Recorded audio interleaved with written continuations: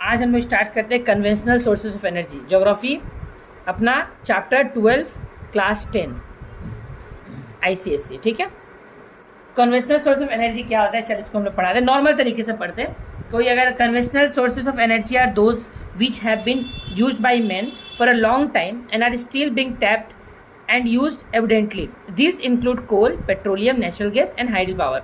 जो बहुत दिन से चलता आ रहा है, ठीक है, बहुत दिन से हम लोग उसको जुगाड़ के रख रहे हैं, लेकिन एक समय वो खत्म हो जाएगा।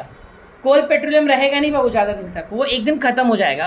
और ये अपना समझ लें कि इस चैप्टर से क्वेश्चन बहुत आता है, क्लास 10 के लिए बहुत इंपॉर्टेंट है, पहले बता रहे। Except the hydel power this sources of energy are non renewable. Hydel power को छोड़ के, पानी वाला को छोड़ के हम लोग सब कुछ क्या कर सकते हैं, रिन्यू नहीं कर सकते, भर नहीं सकते हम लोग उसको। ठीक है, so causes pollution and are costly in the longer run. बाबू सीधा बात है यार, ये कोयला से, पेट्रोल से पॉल्यूशन तो बढ़ता ही है, ग्लोबल वार्मिंग बढ़ता है, हम लोग जलाते हैं। तो हम लोग जो चैप्टर पढ़े कन्वेंशनल सोर्स ऑफ एनर्जी, यहाँ पे हम लोग उसका मतलब से कन्वेंशनल सोर्स क्या होता है, तो अभी हम लोग पढ़े यहाँ पे कोल, पेट्रोलियम, नेचुरल गैस, ये सब हाइडल पावर सब कन्वेंशनल सोर्स ऑफ एनर्जी हुआ।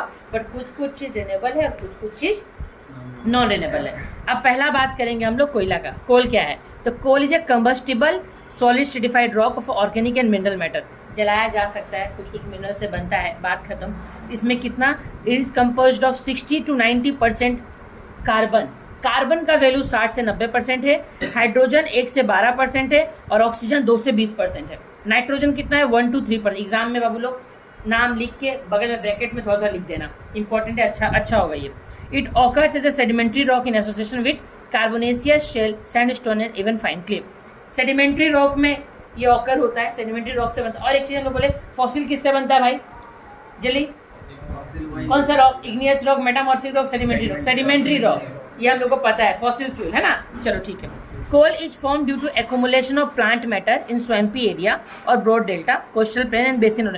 हर साइड में तुमको एक्यूमुलेट होता है, हर जगह ना एक्यूमुलेट का मतलब क्या होता है, इकट्ठा हो जाना। कहाँ इकट्ठा हो जाना, इन स्वैम्पी एरिया में, ब्रॉड डेल्टा, डेल्टा के किनारे मिल जाएगा, ये सब मिल जाएगा अपने को। ठीक है, अब depending on the amount of carbon, moisture and volatile matter, coal can be claim. Coal भी बहुत सारा टाइप का होता है, कोल का भी टाइप है। कोयला पढ़ रहे हैं, कोयला के अंदर किसी में बहुत कार्बन होता है, किसी में कार्बन बहुत कम होता है। हम लोग जो पीट का बात कर रहे हैं, PEAT पीट, उसमें कार्बन ही नहीं है, वो नकली कोयला है, वो नकली खानदान में गलती से पैदा हो गया, कोयला के खानदान में।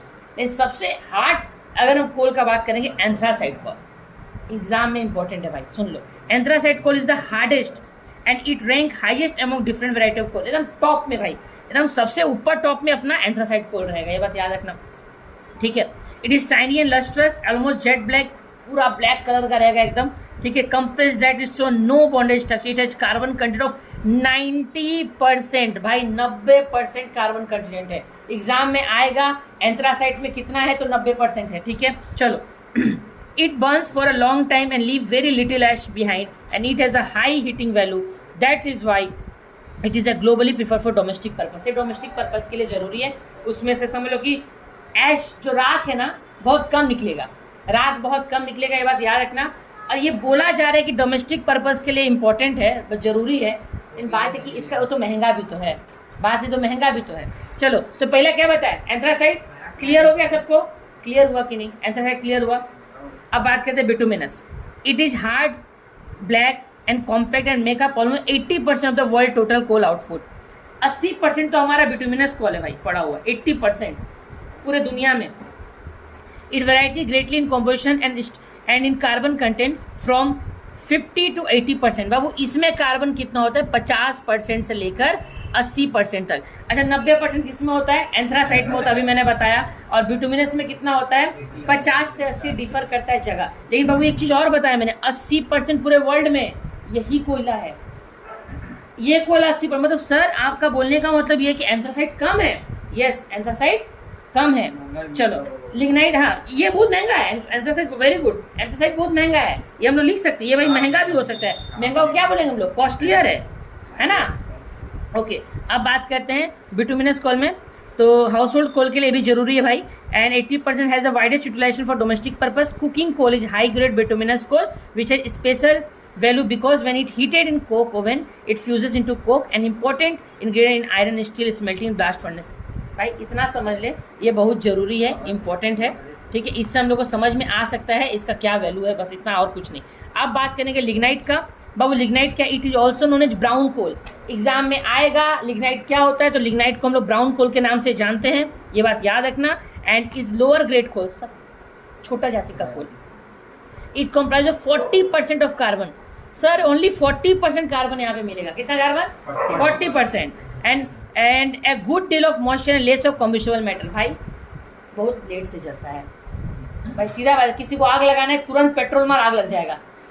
ये कोयला एंथ्रासाइट जला तुरंत जल जाएगा, इसमें थोड़ा टाइम लगेगा। किसमें टाइम लगेगा, लिग्नाइट में। अब बात करते हैं पीट क्या होता है। अभी याद करो स्टार्टिंग ऑफ द क्लास में एक बात बताते पीट के बारे में, क्या था पीट, सबसे खत्म, गलती से कोयला जाति में पैदा हो गया। तो it represent the first stage of transformation of wood into coal. It is the least carbon content and inferior to the other 3 variety of coal. Inferior है, तीनों के मुकाबले बहुत ही छोटा है ना। And it accumulation of vegetable matter which is undergone variety of dairy grow, अपने आप सड़ वड़ के बन के अपना बन जाता है। तो हम यहाँ पे हम लोग क्या डिस्कस किए, भी हम लोग टोटल बाबू लोग यहाँ पे 4 टाइप्स ऑफ कोल के बारे में हम लोग डिस्कस किए। ठीक है, कोल का 4 जो पार्ट होता है, सबसे हाई वैरायटी कौन सा हुआ, एंथ्रासाइट, सबसे लो वैरायटी कौन सा हुआ, पीट, खत्म।